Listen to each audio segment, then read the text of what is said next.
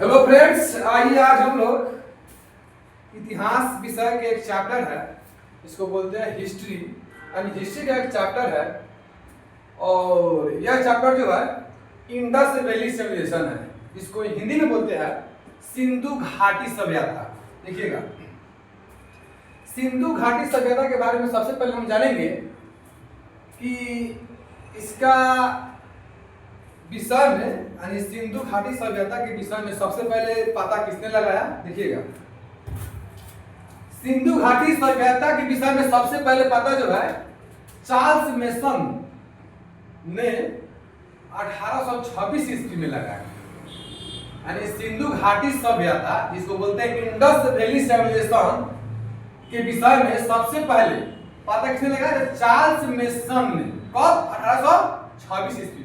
देखिएगा, 1853 में इतिहासकार कनिंघम ने पाकिस्तानी क्षेत्र में एक प्राचीन सभ्यता के अवशेष दबे होने की बात कही। कहने का मतलब है कि 1853 में इतिहासकार, उसका नाम क्या है? कनिंघम। क्या नाम है? कनिंघम। तो उसने कहा कि पाकिस्तान क्षेत्र में एक प्राचीन क्या है? सभ्यता के अवशेष दबे हैं। उसकी बात कौन कहा? तो कनिंघम ने कहा। कब कहा? 1853 में।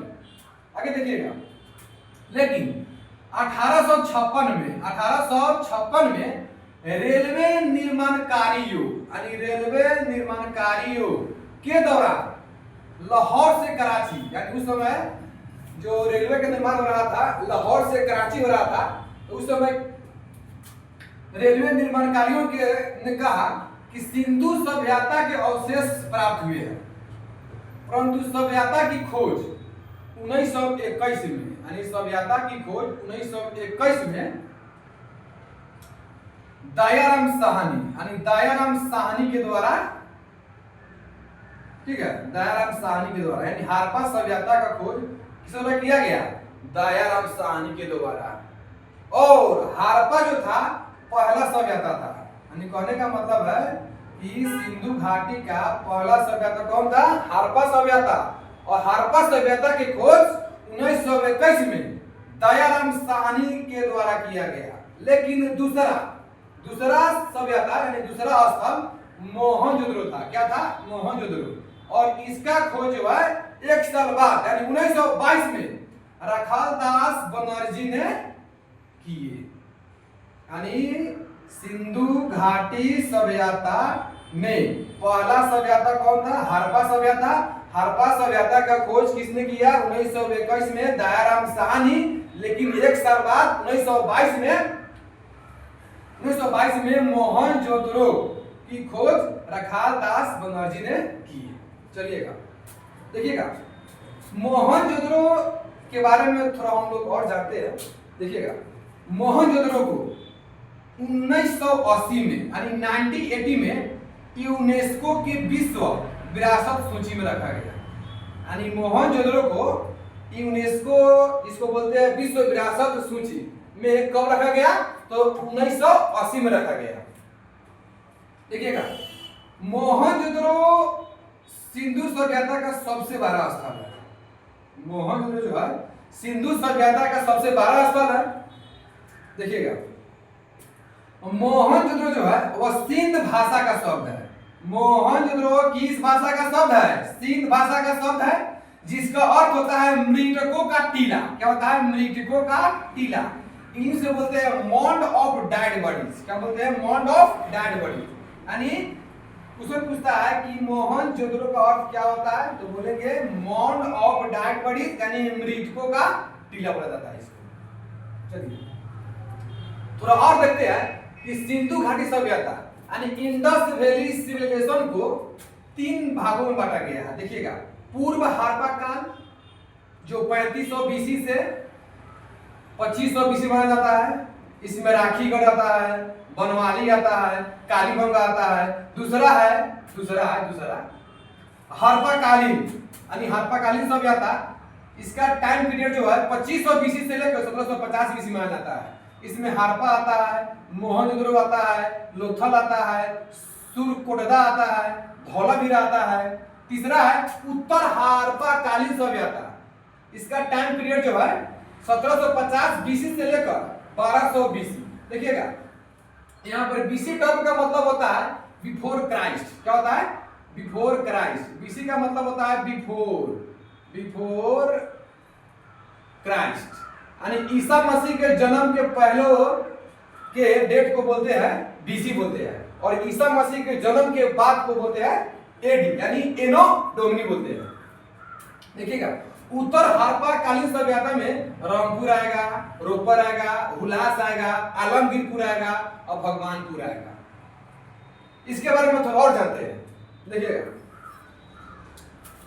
ऐसा माना जाता है कि सभ्यता में 4 प्रजाति था। देखिएगा यानी ऐसा माना जाता है कि सिंधु घाटी सभ्यता में यानी इंडस वैली सिविलाइजेशन में 4 वो प्रजाति थे। कौन कौन? तो भूमध्य सागरीय प्रजाति, ऑस्ट्रेलोइड प्रजाति, मंगोलोइड प्रजाति, अल्पाइन प्रजाति। लेकिन अधिकतर इतिहासकार का मानना है कि इस सभ्यता का संस्थापक जो है ना द्रविड़ जाति थे, यानी सिंधु घाटी सभ्यता का संस्थापक जो है कौन थे? तो द्रविड़ जाति थे। अधिकांश इतिहासकार का मानना है, लेकिन मुख्य रूप से इसमें दिया गया है कि 4 गो प्रजाति रहता था। कौन कौन है? तो भूमध्य सागरीय, ऑस्ट्रेलोइड, मंगोलोइड, अल्पाइन। आगे देखिएगा सिंधु घाटी सभ्यता का जो नामकरण है इसको मुख्यतः 3 नामों में जाना जाता है। ठीक है, पहला है सिंधु घाटी सभ्यता, हड़प्पा स्थल, मेलुहा की सभ्यता। देखिएगा मेलुहा की सभ्यता यानी मेसोपोटामिया की सभ्यता से आया था, इसीलिए इसको मेलुहा की सभ्यता भी कहा जाता है। ठीक है, आगे देखिएगा यानी सिंधु घाटी के समकालीन सभ्यता 3 गो था। अगर पूछेगा कि सिंधु घाटी के समकालीन सभ्यता कितना है तो 3। कौन कौन है?